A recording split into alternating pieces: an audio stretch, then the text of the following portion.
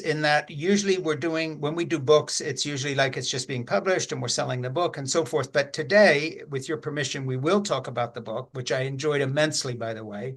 Um, it's like eating candy. It's so visually beautiful as well. But I'd like to actually get into the issues of art and culture, landscaping, design, and just use the book as a point of departure, because I don't think you're trying to actually sell the book, as in it's not a new publication. We're going to talk about it a lot, but is that your sense of things? Yeah, we use the book as a Calling like a card. yeah, like a Here's what I do. exact. It's what I do. You know, sets us apart, I guess, than other landscaper designers, kind of thing. So Yeah. it's a cool thing. Because the book, I think, is what, 3 or 4 years old? Yeah, Old we in the wrote wrong that word. about 3 or 4 years old. Yep. Yeah. And so if someone comes to you and wants to know what you're up to, you say, here it is, here's the link, or do they get a hard copy of the book too if they're serious about it? They this hard copies reserved for Once you've paid your bill, once they pay, they'll get. I'll give them a signed copy if they like. sign copy if you pay your bill. Yeah. Once the pool is installed. Yep. So anyway, I want to introduce you properly here.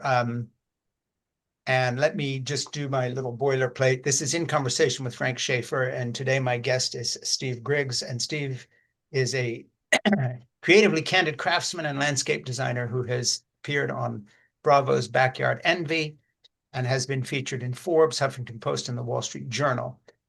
Steve is a two-time recipient of the Inc. 5000 Award and the author of the book Straight Dirt, New York City Premier Designer Tells It Like It Is, which I have been reading this morning. And I told Steve a moment ago, it's like eating candy in the sense that, we do a lot of books, but we've never done a book that is physically more beautiful than this. It's just Thank you. Thank crazy. you. And we will share the link so people can find it and look at what I'm talking about after they watch this, and your breath will be taken away because Steve is a wonderful designer and has an incredible sense of materials and place and geography and so forth and so on. Um, my I've lived in the same 1835 house for the last 47 years. And when I was in Switzerland growing up in a little Swiss village, being homeschooled by parents who I've been telling the story in my books and memoirs, so that's a different story. But let's put it this way. I ran wild, and one of my friends in the village was the village stonemason. So I grew up, I might as well have been apprenticed to him from about 5 through age 20. I went to boarding schools, but every time I'd come back, I'd work for him. So I do masonry, I work with stone. I had a couple 100 tons of rock has gone through my garden where I build walls for my pleasure, raised gardens, and so forth. I'm not a designer like you, but I know this is presumptuous, but I've done enough hands-on building of in stone and carpentry and landscaping on a beautiful old property with granite outcroppings that, Frederick Olmsted would have loved. And so that when I look at what you do, I can feel it in my hands. And I know the Mm, difference between really wonderful materials and not. And so I just want to tell you that as someone who does that for pleasure and has done a lot of it over the years, I bring a sensitivity to what you've done, which really excites me. I mean, I just love those pictures and I love what you write about it. So with that introduction, Steve, it's a real pleasure to have you. Thanks for being on. thank you, Frank. Yeah, you're so you do stonework as for a hobby. I do stonework for a hobby. In fact, and one of the things, I don't join a gym.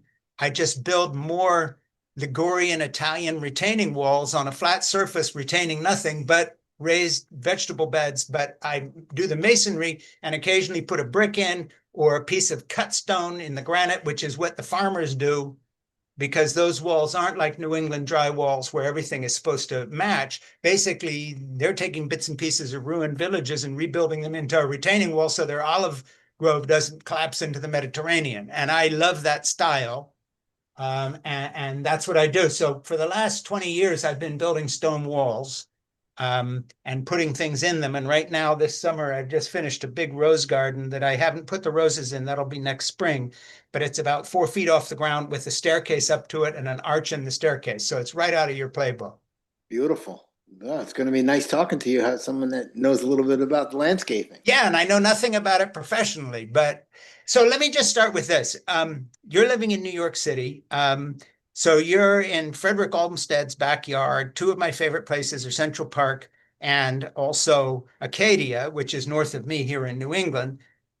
So let's just sort of start there. It's a weird place to start, but you're a landscape architect designer who begins, who's doing something in a city that is famous for the work of design and parks. And I want to know both how that's informed your work, but also what were your beginnings? Because you started somewhere and it wasn't doing these high-end fabulous properties you're doing now. Tell me a little bit of your story. I love that you dedicated your book to your wife. I dedicate all my work to my wife as well. So we're in the same ballpark there. But what's your story? How do you become who you are? So first we do work in New York City, but most of our work is in the suburbs outside of New York City, where there's grass, there's trees. I mean, I went to college for landscape architecture. Started young. My dad was a construction worker in Manhattan, so I've been around the construction industry pretty much my whole life. Dad come home with dirty work boots on, fall asleep on the couch, get up at 4:30 in the morning, and go to Manhattan and work in freezing cold, super hot weather. So Yeah. yeah, no, it started off just basically mulching beds, right, cutting flowers and doing smaller jobs. And over time, after doing, you know, just showing up on time, saying what you're going to do when you say you're going to do it, you built a reputation for being a guy with integrity. So Yeah. that basically leads to referrals, and then you end up doing their parents' homes, their kids' homes, and then they move and you do their second home. So most of our work is referral based. Sure. When you began, you were doing things on a much smaller scale. What were the steps that took you to working with people that had the budgets to do what some of those pictures represent? And I'm not pegging you as simply working for the wealthy, but nevertheless, there had to be a process there. Was it the quality of the work that spoke for itself, or did you get lucky at some point and work for somebody that had those connections and then you grew from that? How did that work? There's no luck. It wasn't hard, like you hard work, just hard work, showing up every day and being consistent. Yeah, Just being consistent. Like I said, doing the jobs on time and on budget, and your word is your bond, and that basically just builds up, and you just get the larger and larger jobs. Because I get a lot of um, Instagram DM saying, "How do you get the big jobs?" You yeah, just have to have patience. You're not going to come right out and start out doing these huge jobs, and it's right. really a team effort. Like as you know, doing stonework, I'm not a stonemason. Yeah, I tell you where the wall should go and how it should look, but the craftsmen are the guys that do the work. And I sure. know, how old are you, Frank? I am 73. I mean, come on, man. Look at that. You're like a rock. You're like, and doing stonework Yeah, beats the gym anytime. that's I've it. had guys, college kids work for me in the summer, and they, big, strong guys. Yeah. And by the end of a day of landscaping, carrying rock, and they're exhausted. So That's it. it's a good workout for sure. Yeah. Yeah. I do about 2 hours a day and all in the early morning before the sun is up in the summer because you know what happens later. So I don't do the heat of the day stuff, but I must say it beats a gym. I have a question, and I'm not trying to flatter you, but um, somebody listening to us will not know what your work looks like and your sense of design, but I do because I've just gone through the book. And by the way, Ernie, we have to make a huge effort to try to get our people to look at these pictures by not just link to his work, but people really have to see what you do. Um, you're an artist, and this work is not just landscaping and design. It's gorgeous. So I want to know, did your father ever have the opportunity to use whatever genetically you inherited in his line of work? Or are you the son of a working guy who worked for other people, but somewhere with your parentage or your life, you become an artist. This is not just design work. It has a stamp on it. There's not a sameness to it. But after I started looking at the pictures, there's a rhythm to this work. And this is, you're talking very straightforward meat and potatoes. People got to understand when they look at this, this is not your average landscaping work. This is gorgeous. So Thank that's, you. Thank you. that's and I don't know, I mean, where does that come from? How did that develop? Because that's not just the work, that's something more than that. Well, sometimes it's like I don't think I give myself enough credit, right? We all don't, like we don't, and I think it just I don't know. I see some people like artists, some people paint, some Sure. people sculpt, some Yeah. people write music. For whatever reason, my art form is your backyard, Yeah. right? For whatever. So when I go to somebody's backyard, I see it before it's even built. I don't know where it came from, whatever, but I kind of see Yeah. it. I see the pool, I see the fire pit, I see it, right? Yeah. And then from there, we just basically put it on a graphical representation on a plan, Yeah. but that's kind of the easy part, right? The easy part is like the vision. For me, it's the easy part. The hard part is the execution. Like Yeah. I see a lot of designers can draw pretty pictures, but you have to be able to execute that job. Is it buildable? Can you get it in on budget? Can you get it on time? So there's a lot of different factors that go Sure. into creating a backyard with, many disciplines, stonemasons, sound guys, carpenters, all that has to get put together like a conductor in a musical, right? Where you Yeah. have to put it all together. That's kind of how I see myself.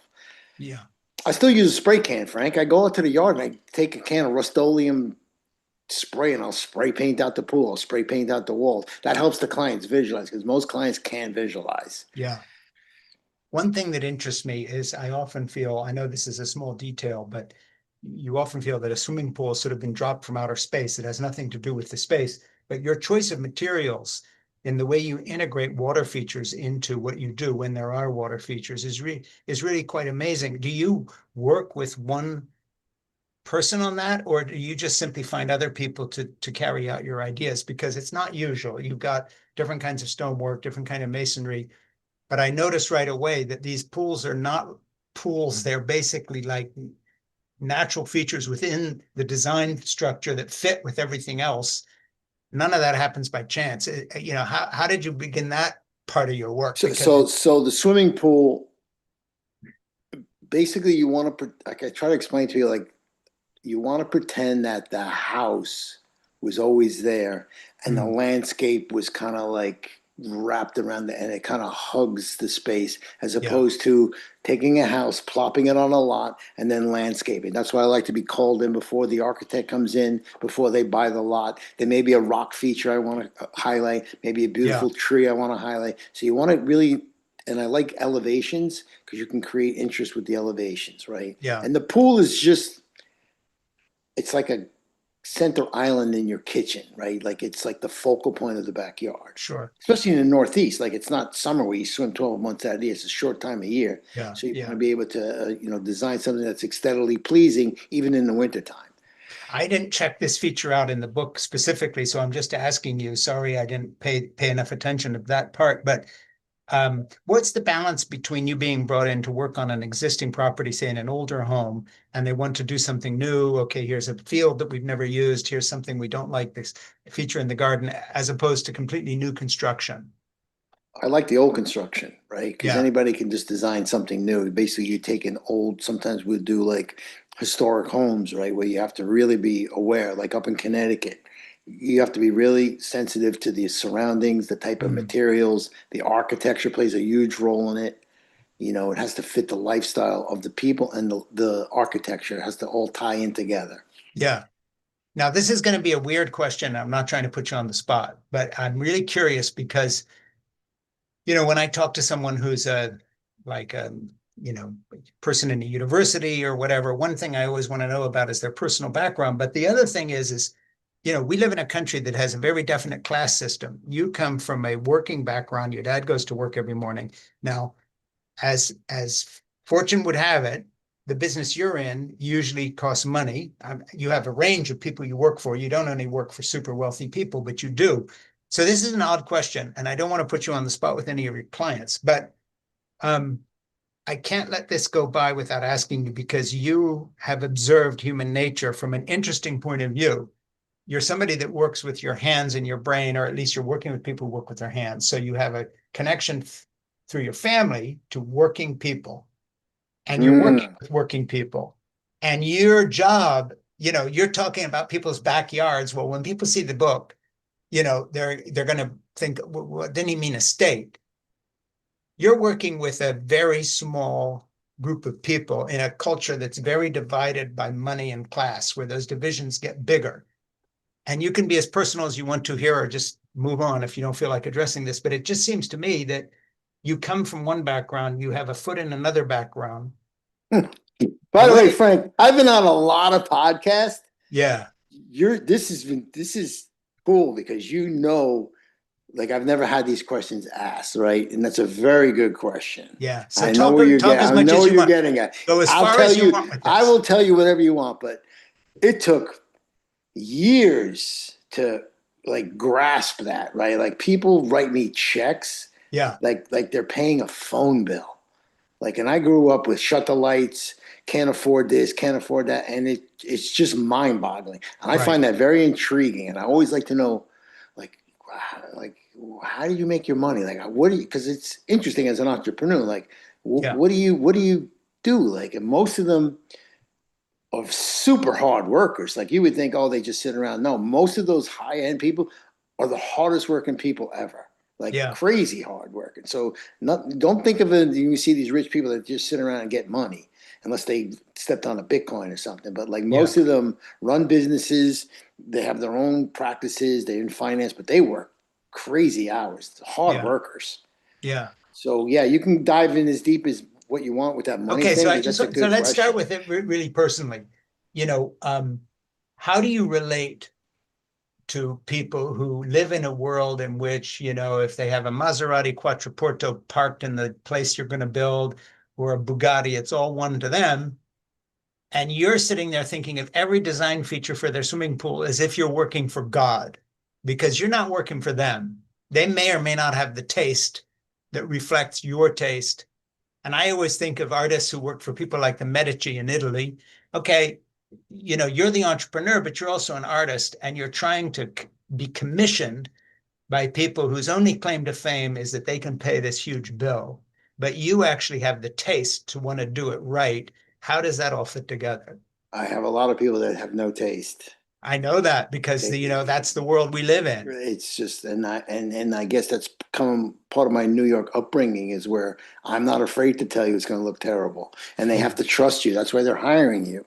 You know, that's why they put you in that position. That's why they bring you in. They pay me to think, not to dig holes. I keep right. having to remind myself that, like, my job is to get them the biggest value for their property and maximize the space and Sure. let them enjoy and create memories for their families and all that. And I do that by just listening to them as we first do our first consultation. I just listen what they want to Yeah. feel like. Yeah. What's the feeling you want to go out when you go outside, right? Yeah. You want to feel like you're at the Ritz Carlton, then I know, okay, we're thinking contemporary, clean lines, more like that. I want to feel like I'm up in Connecticut, then I think more grasses, more no mow grass, native planting. So there's a different feeling I have to get from the client. And I get that Yeah. from the client.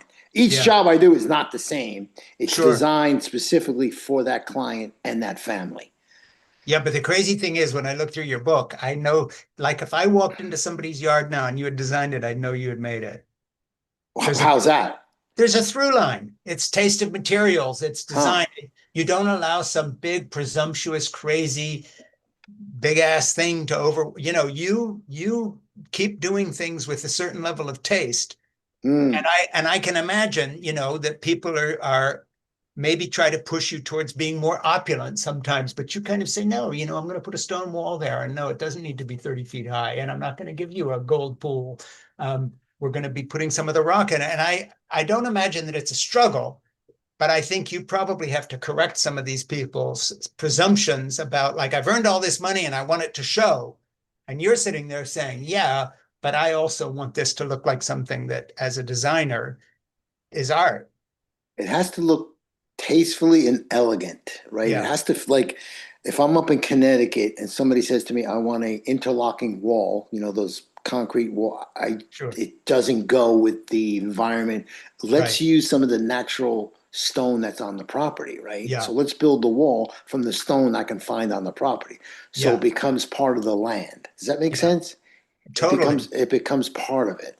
I dig Yeah. up big boulders, right? We're digging a swimming pool. We find big rocks. They want to truck them. I go, don't throw those rocks out of here. Keep those rocks. I'll Yeah. build a rock outcrop out of them, and I'll get different elevations, and then I'll put sedums in between and some creeping ground covers around it, so it looks very natural.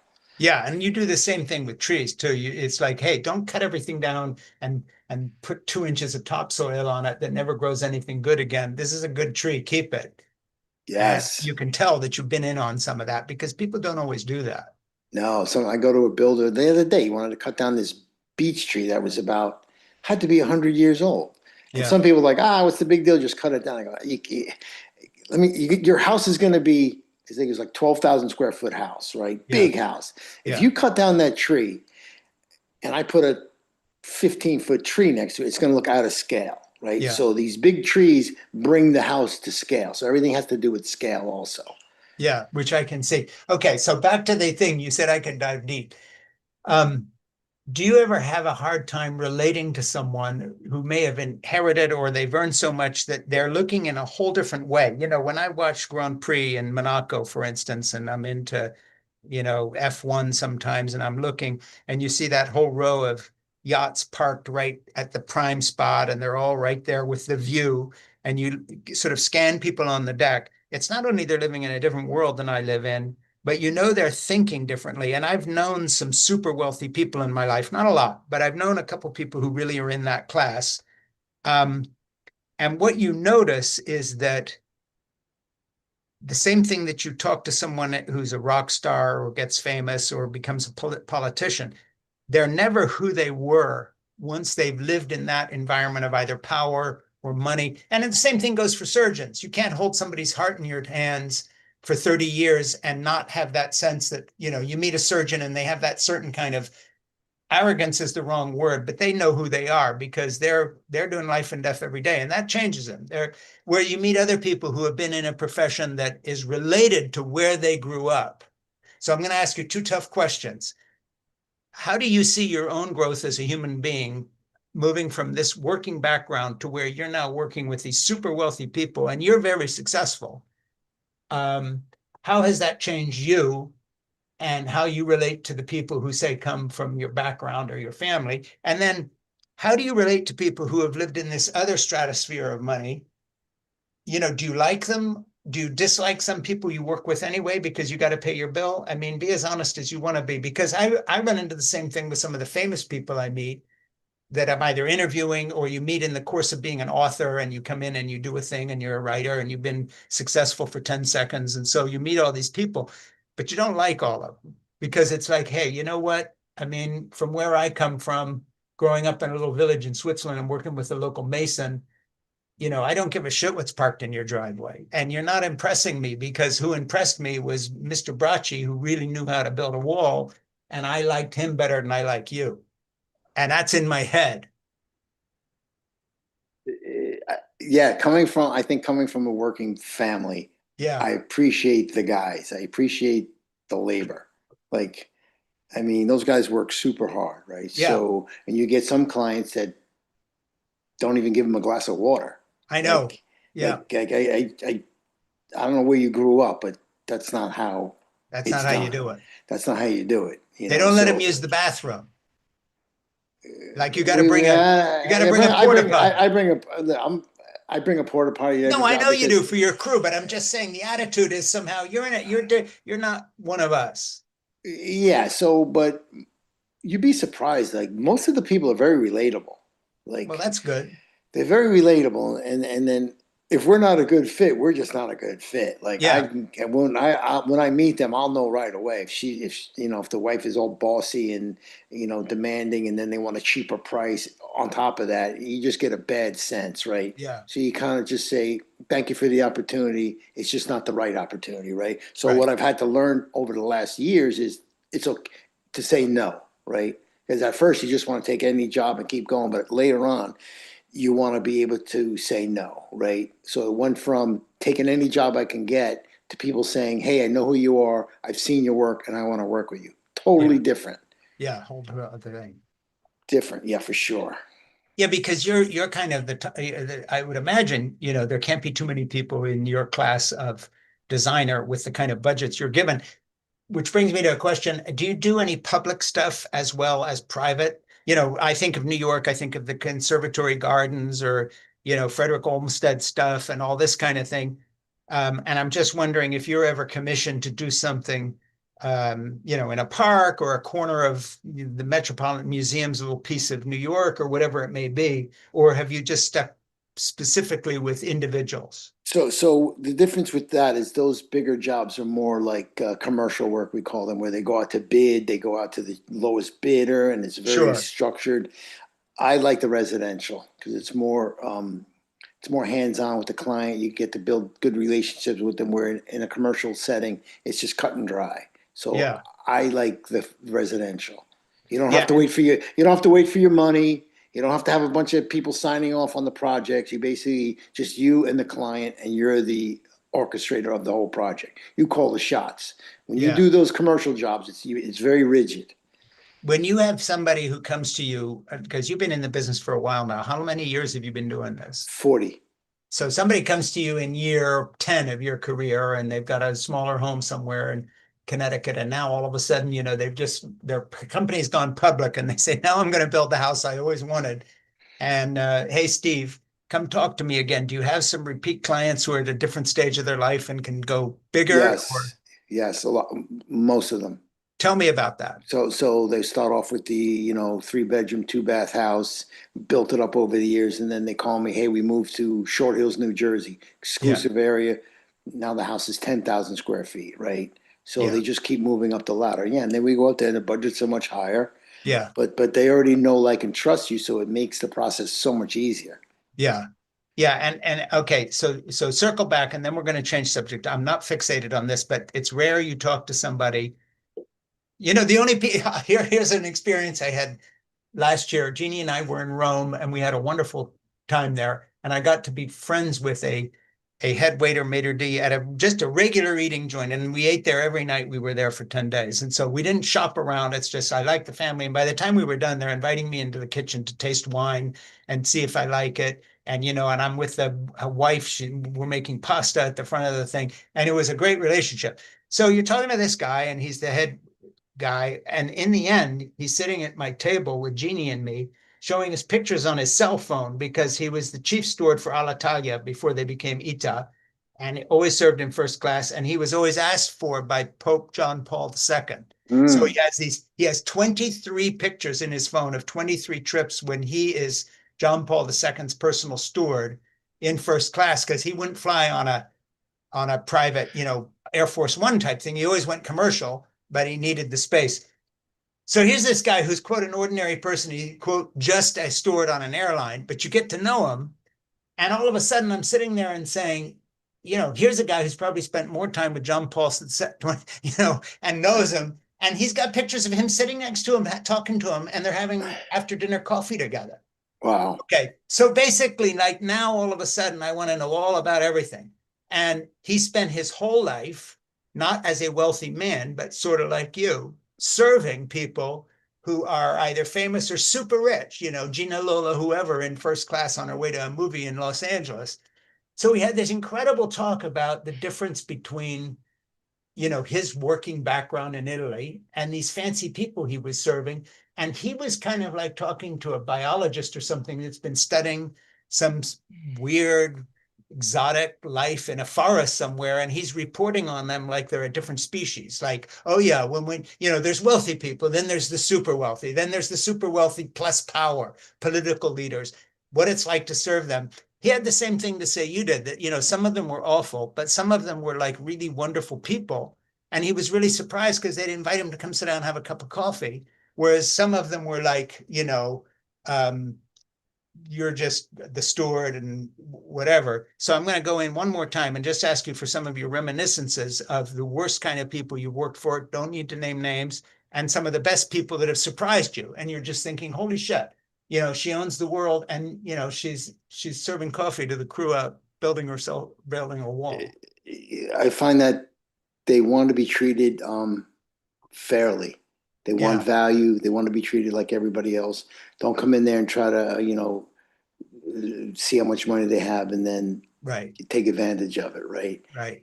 Yeah, we have a lot of those stories. Like, yeah, some of them are very, just regular. They invite me in for the smoothies. They'll cook me hamburgers. We do a lot of work for the Orthodox Jewish people, Yeah. and very family oriented. I've gotten very tight with a lot of them.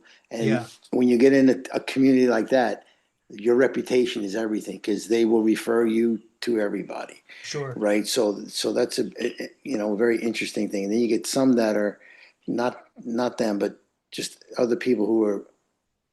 It's I gotta say, I hate to say it, but sometimes it's the female partner of that in that duo who could be a little rough. Yeah. The The expectation is like, Yeah, the guys are usually like, all right, what she wants is fine. Just how much is it, and let's get moving on it. And then sometimes the wives can be a little more demanding. tough on you. Yeah, Yeah. way tougher than the husbands. Way tougher. Way Yeah. tougher. I don't know Yeah. what that's about, but yeah, that would be my first inclination to answer that question Yeah. for That's sure. interesting. Yeah, yeah. So without naming names, what's the best experience in terms of a family you work for that then gives you the opportunity to do the best work you've ever done or amongst the best work you've ever done? Really just says, hey, I trust you, get out there and do it. And then you're so happy with the job that when you're thinking, like I've written a lot of books, but there's a couple that come to mind, like, yeah, that was my best work. And I'm still happy with it. And then the other end, the kind of worst experience where you either walk away or it's just like, hey man, yeah, I better I'm gonna change. I'm gonna find someone else to do. You know, but sometimes, you take those jobs. You don't have a crystal ball, right? So you try to look at the red flags, right? So Yeah, you try to sometimes you get it right, sometimes you don't. yeah, And then when you get it wrong, you just want to do the best job you can and get out of there, right? Just you want to be finished with the job and move on. But then some of them, there was one that comes to mind particularly. We did, I think, 2 summers ago where we had to put a pool on top of a mountain, yeah. solid rock. We had to jackhammer the rock. The husband did not know how to swim, right? And then at the end That's of the summer, interesting. she calls me up and says, "You got to come over." And then I went over there and she goes, "Well," I go, "What's up?" She goes, "Dove knows how to swim." So he jumped in the pool and he showed me he's swimming his laps. Ah, that's great. And then she said, "This was the best $500,000 I ever spent." I mean, that's rare. Like, That's real. usually it's Yeah, like, yeah, it's a lot of money, but no, it was the best money we ever spent. that's That makes you wonderful. feel good. That's kind of why I do what I do, right? Yeah, For so long. Like yeah, it's not just about the money. You want to change people's lives. And when they can say, we had weddings here at the house, and it becomes a very family oriented yeah, thing. absolutely.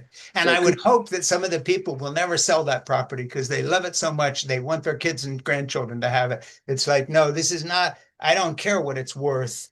This is our home now. yeah, this is our home. But yeah, of course, you want them to, yeah, sure, we're going to move to another town and we're going to do the same thing. And I get the phone Sure. call. That's better. But most of them stay there. After I would I've had people imagine. say to me, "Wow, before you got here, I didn't love my house. Now you're gone, I love my house." That's good Yeah. too, right? Yeah. That's all Well, I good can see stuff. that turning the pages of your book. And again, Ernie, my producer, we got to find a way to show people these landscapes because it's all very well talking, but it'll take your breath away.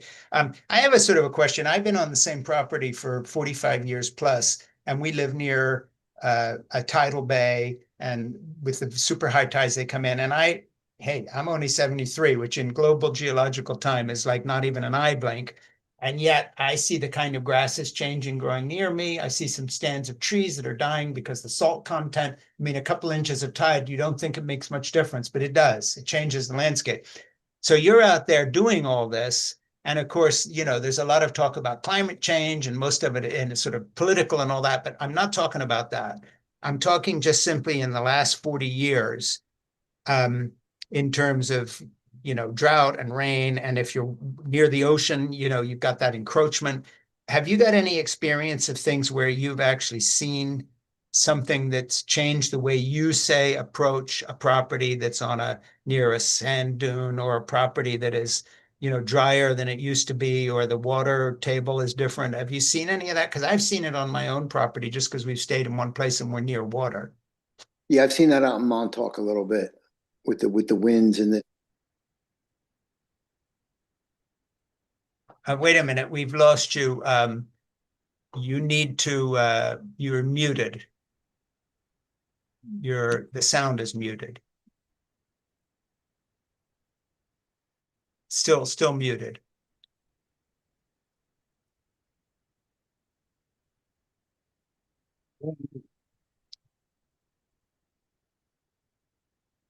I think can you hear me?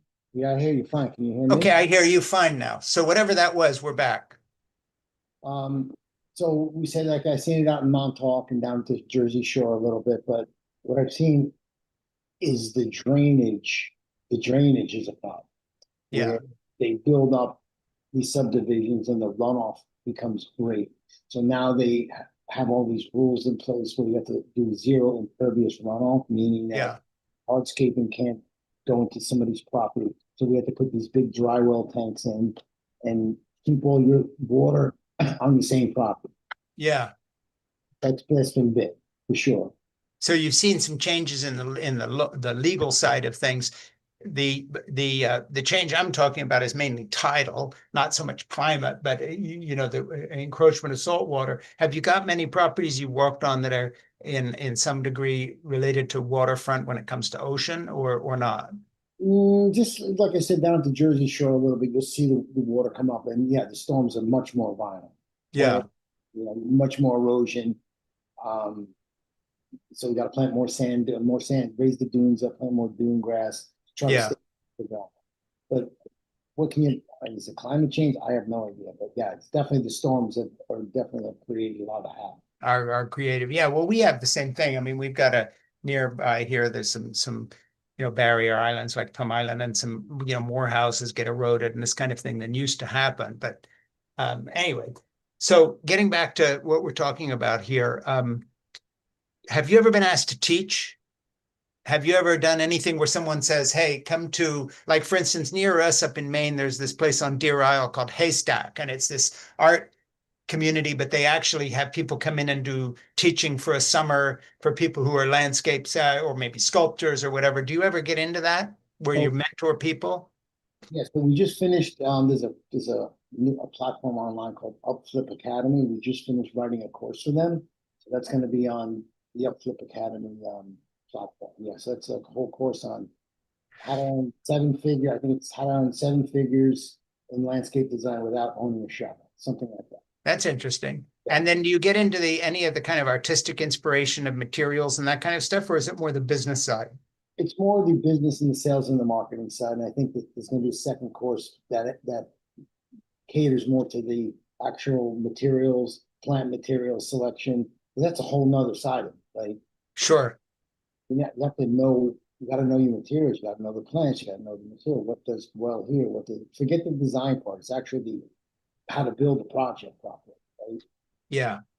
Yeah. Have you had some of your family work with you? Did you do some work with your dad while he was still doing all that? Was there a connection, or have you had any kids or relatives or people related to your work, or has it all been other people? In other words, at some point, did what you're doing become a family thing, or does your family do something different? So my dad was actually a union construction worker in Manhattan, worked for big construction Sure. companies.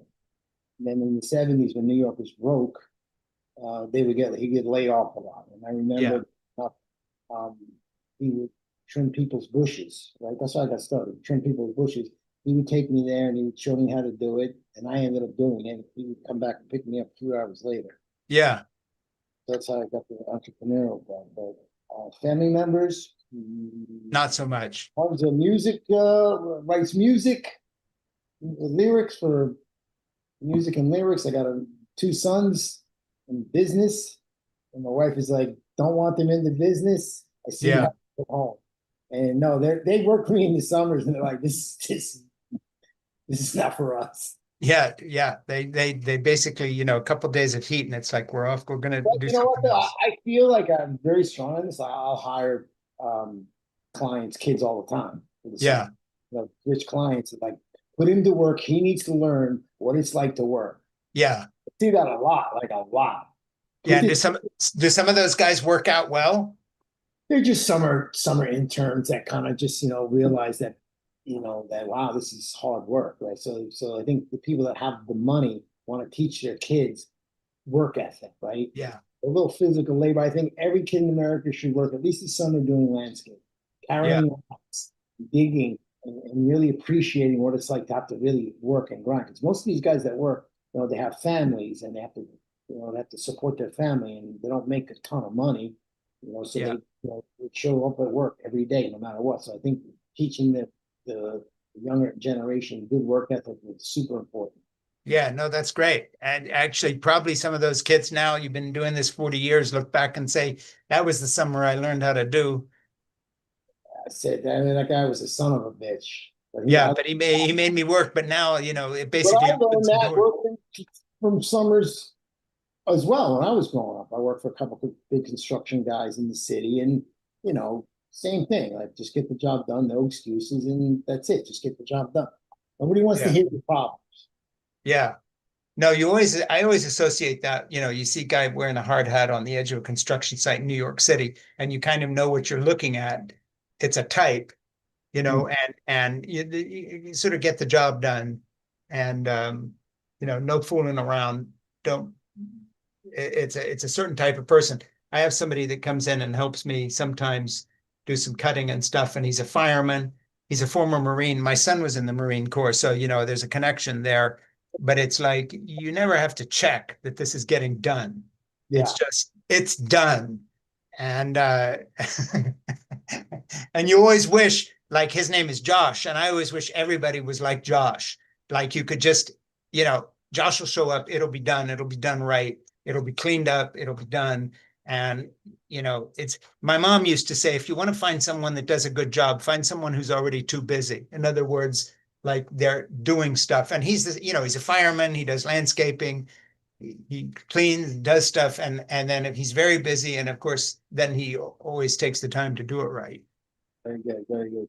So yeah, so one of my sons interned for one of my clients in New York City over the summer. When your kids are growing up, they just kind of yes you to that. I Yeah, kind of yes you, but I guess. And at the end of the summer, he texts me and he says, "I could see the apple doesn't fall far from the tree. I wish all my interns were like this, right?" yeah. So that's good. So I must have instilled. He must You must see have gotten something right. something. He must have seen something that I do. Yeah, yeah. That's great. That's really good. Now, uh, the kids are how old now? Your children, and how many? One in Chicago, he's 27. I have one finishing up at Penn State. He's a senior. That's great. And what is he studying? Business.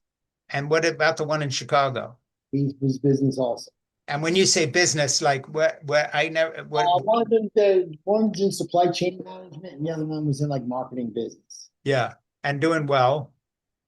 Yeah, young guy. That's Yeah, they're starting out, but basically they're happy with what they're doing. yeah. Got to get him out of the house. I find Yeah, that get them out of the house. Exactly right. get him out of the house. Let him. And then my one son, they rented a house off campus with their buddies, and he's, you know, oh my, I have bees in the side of the house. Like they just, it's good for them to learn a little bit about having a house. Yeah, and As you how to know, function. That's right. how to function. Yep. Yeah, functioning's good. So then, how big a crew do you work with on a typical job? Do these guys stay with you the whole time? Do you hire people when you do the work, or do you have a crew that's always with you? So for many years we had had the 20 guys, the overhead, the labor, the machines, the trucks, and then we segued into a more of a design owner's rep project management model. It seems to Right. be much better because we find a lot of the other hands-on companies are more interested in they're more technicians and they don't have the business side of it tied in. Yeah. So the client communication and lead times and job schedules and budgeting. So we've segued into that, and that allows me to travel all over the country doing other jobs, and I could just vet different contractors. I know good work when I see it. We bring them on as Yeah. as trade partners, and I can pick the best masons. I can pick the best sound guys, the irrigation guys, the lighting guys. So it enables me to have a better, um, highly trained crew. Instead of you can't do everything great. Like you can't Right. guys that cut flowers great, and they also cut the grass, and you can't. You have to specialize. So we use specialized trades. Yeah, that's interesting. When you put your crews together, do you use different people depending on the different job? Or, do you have some go-to guys that you've worked with practically through your whole career who are kind of aging along with you? Same crews for like 20 years. That's Same great. core guys. Yeah. That's really good. And so probably they're only working with you, or do they work with other people too? So the job for me is to keep them fed. right? Yeah, keep them fed, right? Them fed, pay them quickly, pay them well, because you're in this together. Like, you don't want to be a contractor that hires a guy, beats him up on price, and the guy makes no money. Because if something goes wrong, you need him to come back. So you want to Yeah. treat them fairly, help them be efficient. A lot of times they're not efficient. Yeah, Why are you taking your truck 20 miles to pick up dirt when I can make a phone call and get it here in 20 minutes for $100 delivered? So right. teach them where to buy the material, wholesales out in Pennsylvania, uh, go to the growers for the plant materials. Everybody has a little niche, right? Especially with the trees. Sometimes I'll go, Yeah. but we got the trees. Do you ever get into following some of the other people who do what you do in other parts of the country or the world? Do you stay connected with that? Keep an eye on that, for inspiration, but also just see who the competition is? Or basically, are you kind of in your own, you do your thing, you've got your clients. Um, is this something where you need to be aware of what else is going on out there? Like if someone refers, hey, they saw something like this, and like there's a British garden designer who's very famous in the United Kingdom that I watch sometimes, his stuff on YouTube, called Monty Don. And he has this program where he goes around and helps people for whatever budget they have, envision what they could do with their garden. And sometimes he gets paid, but sometimes it's just for this show. And I always joke with my wife that whenever he advises some couple on a small budget to put in a water feature, I said, and then there's another marriage he just ruined. It's like you can have a fountain in your garden. And I'm thinking, this doesn't fit. And how are you supposed to do that? And do they know enough about pumps and all the rest of it? But do you follow any of this kind of stuff? Because there's a huge online world about gardening and tours and famous gardens. And then Monty Don has his show in England. I don't know what else goes on in America like that. But are you into that stuff, or do you just not care? Monty Don? Yeah. I have to check him out. Well, you don't need, believe me, I've seen his work and I've seen yours. You've got nothing to learn. But I'm just curious, like, because I don't follow a bunch of other writers. I'm a writer and I do my thing, and Ernie Gregg produces my podcast, but I don't like, listen to 10 podcasts to see what other people are doing. I just do my thing. But I wonder if there's people out there, say some designer in Los Angeles or whatever, that you've known over the years, either traded things with, like ideas, or worked with, um, or have inspired you or whatever. Is there anybody else out there on your radar? Architects like that, a couple architects. This guy Win Whitman out of Austin, Texas, high-end, super contemporary homes. Yeah. He texts me pictures of his backyard. Hey, Steve, what do you think about doing this? I'll help him out. So, but I don't really follow anyone. Yeah. I don't want to try to like. No, I don't want to really see what the competition is doing. That'll just Yeah. be. I don't want You're just doing your thing. do my thing. Yeah. Yeah, that's very cool. So like right now, what stage are you at in terms of, like, I'm 73, so basically I'm still writing, I'm still working, I do new projects, but I don't need to break new ground all the time to keep things moving forward. Like, how would you see the arc of your career? Like, your kids are grown now, you're doing your thing. How's that all play out for you? If I had to stay home with the wife all day, She'd kill you. she'd kill me. Yeah, no, my wife's very happy I'm still doing stuff. I mean, it's like, no, go to your office and do some work. Yeah, even in the winter, with a little downtime in the winter, I'm around the house a lot. She goes, you Yeah. really need to get out Yeah. of that. Yeah. No, I understand. So yeah, no, I'm 65. We just Yeah, wrote you're in good shape. You could say that you're in your 40s and I'd have to believe you. So whatever you're doing right. So when you do a job, are you out there with them, or do you have a foreman who goes out there and checks it out for you, or do you have to, how many do you have going at once? five or six. Yeah. 5 or 6. It depends the logistics of the proximity. We try to bunch them close together so I can. Yeah. Yeah, we have project manager, but the clients are paying for me. Like they don't want to see, like they want to see my face. They Yeah. want to come over there and move a couple of things around. Like they want it perfect. They want to see it. And the contractors, even though we have a plan, it changes, right? I change the plan all the time. Yeah. Whatever, right? So that gives me the flexibility to become creative on the fly. Yeah. It's not great. In some aspects, it slows the job down, but they all know how I work. The contractors. They won't plant a tree till I come to the job site and kind of sign off on the location of everything. So yeah, my fingerprints on it all. You have to do. Yeah. Let me reintroduce you here for somebody who may not have been with us earlier. This is Steve Griggs. He's a premier landscape designer, architect, artist, generally in the New York area and New Jersey, I guess, the shore and all the rest of it. And he's got a book that I have read and love, and we're going to link to so you can enjoy it. It's basically an art book if you love landscape architecture, but it's an art book for anybody because the pictures are just stunning. So the book is called, let me just get the title right because I know it, Straight Dirt, New York City's Premier Designer Tells It Like It Is, and we'll link to it. And then this is In Conversation with Frank Schaeffer. I'm Frank Schaeffer, and I'm asking you to subscribe now on YouTube, where this shows up live and then replays, and also to Frank Schaeffer on Spotify and Apple Podcasts, and to my Substack, It Has to Be Said commentary page at frankschaeffer.substack.com. And you can also follow my new project, which is called The Gospel of Zip at thegospelofzip.com.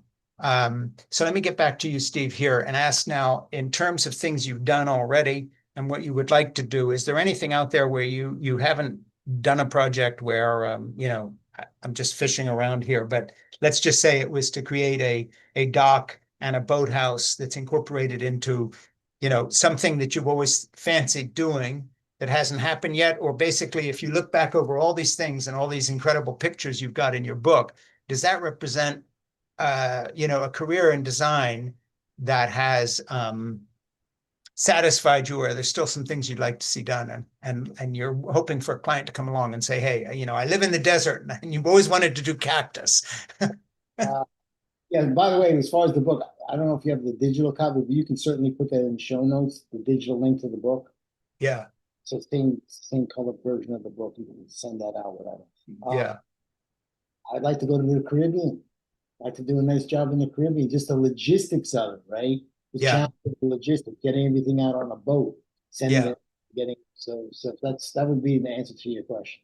That would be very cool. Okay, now here's a question sort of that's going to come up with people watching this, most of whom are not zillionaires, but who are interested, and a lot of whom are artists and writers and have very interesting tastes. So again, I'm not putting you on the spot, but I'd like to ask you this.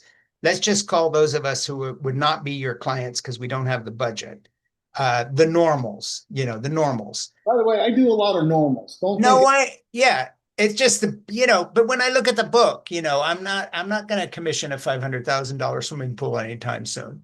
you can do. I've done $5,000 jobs on a rooftop in Manhattan on somebody's balcony, right? So the design has to fit the lifestyle. Like you were saying, the guy in Montana, whatever. You don't want to have a $200,000 ranch house in the middle of Kansas with this giant waterfall in the back. It doesn't Right, fit. So you want right. to design something that fits the house and fits their budget.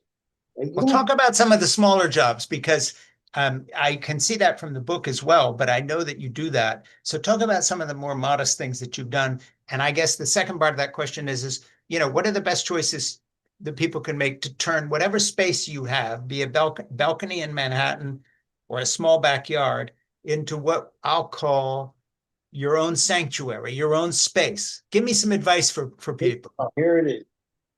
Love the sound. I love that. I need to have water and fire on every job. Right? So for the modest ones, you can just simply go to Amazon and get yourself a little plug-in fountain. You see those big urns that gurgle over? Make the sound of the water, right? Yeah, Fire, you can simply go online and buy yourself a propane fire pit, right? yeah, And you get the same effect as a fireplace. Same with the swimming pool.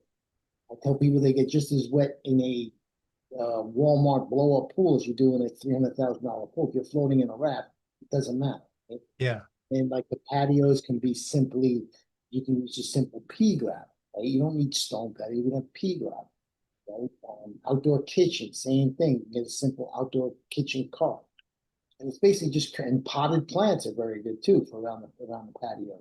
You buy those containers from Home Depot or Lowe's, and you get those hanging baskets with all the beautiful flowers. You cut the hangers off of it, and you stick the whole thing in the container, and it's already overflowing. Those are the quick, easy fixes, and then you get some nice annual flowers if you have to plant them, to give you that color, right? So you don't have to spend $1 zillion. Absolutely. Tastefully, it has to be done right. Like if you could do a small space, very cheap, tastefully, it's all the difference in the world. Yeah. And I love the idea of the water feature, and the sound of the water is the whole thing, isn't it? That's the whole thing. It's just the sound. You don't need a 20-foot waterfall gushing into your backyard. It's just sound. Yeah. That's very smart. Plant material, like grasses blowing in the wind, fragrant viburnum, butterfly bush attracts butterfly bush. So same cost of the plant, you just get the right plant. Yeah. And for people looking for the source and the right thing, where can they get some, you're giving some very good advice. Where can people follow up on that kind of a thing? Maybe that's your next book. You can just DM me at Steve Griggs Design. If you have a question, I'd certainly help you out. But yeah, I get hit up like that all the time. Well, do me a favor. I'm going to sign off here in a minute, but I want you to stay on just for an extra second or two to talk to my producer, Ernie, because first of all, we want to be able to link to everything you're doing where you want to be linked to so people can take a look at the art and the book and all the rest.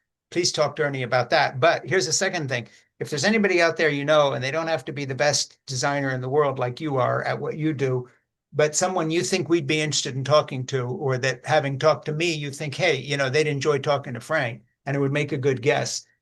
You can brainstorm with Ernie a little bit and give us a name or two, because we're always looking for someone interesting to talk to. Doesn't have to be famous or whatever, but we just have a good conversation about what they do.